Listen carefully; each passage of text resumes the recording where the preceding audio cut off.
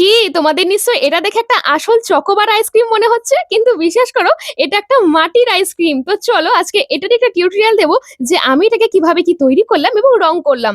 আর হ্যাঁ, আজকের ভিডিওটা খুবই ছোট্ট একটা ভিডিও হতে চলেছে, তাই ভিডিওটা স্কিপ না করে সম্পূর্ণ ভিডিওটা দেখতে থাকো। সো হাই হ্যালো নমস্কার, আমি জুই, আর আমি মূলত মাটি দিয়ে বিভিন্ন ধরনের জিনিস তৈরি করে সেটাকে রং করে তোমাদের সঙ্গে শেয়ার করে থাকি। তো দেখো, মাটির আইসক্রিম তৈরি করার জন্য প্রথমে দেখো কিছুটা মাটি নিয়ে নিয়েছি, তারপরে ওটা হাতের সাহায্যে চেপে চেপে একটা আইসক্রিমের শেপ আমি দিয়ে নিয়েছি। তারপরে জল দিয়ে খুব ভালো মতো পালিশ করে দিয়ে এখানটা একটা রিয়েল যে আইসক্রিম, ওটার দেখো কাঠিটাকেও কিন্তু ভেতরের দিকে ঢুকিয়ে দিয়েছি।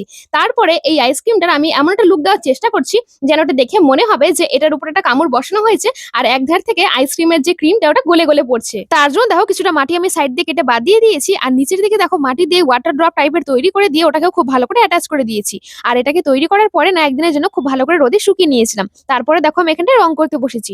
আর রং করার আগে অবভিয়াসলি এখানটা একটা হোয়াইটের বেস কালার দিয়ে নিয়েছি, তারপরে আমি এটার উপরে কিন্তু কালার অ্যাপ্লাই করবো। আর জানো তো, আইসক্রিমের ভেতরের পোর্শনটাতে আমি প্রথমে একটু হালকা পিঙ্ক কালার দিয়েছিলাম, আর বাইরের দিকে এখানটায় ব্রাউন বা চকলেট কালারটা দিয়ে দিয়েছিলাম। কিন্তু ভেতরের ওই পোর্শনটা আমার দেখতে একদমই নিজেরই ভালো লাগছিল না, তাই জন্য এখানটা আবারও কিন্তু আমি হোয়াইট কালার দিয়ে ফিল করে দিয়েছি। আর হ্যাঁ, আজকের এই আইসক্রিমটা তোমাদের কেমন লাগলো আমাকে please please please please comment করে জানাতে ভুলো না কিন্তু। আর যদি ভালো লেগে থাকে তাহলে লাইক করে চ্যানেলটাকে অতি অবশ্যই সাবস্ক্রাইব করে দিও এরকম ধরনের ভিডিও পাওয়ার জন্য। তো চলো আজকের মতো এইটুকুই। আর আইসক্রিমটা কার কার ভালো লাগলো বেশি বেশি করে কমেন্ট করে জানিয়ে দিতে ভুলো না কিন্তু।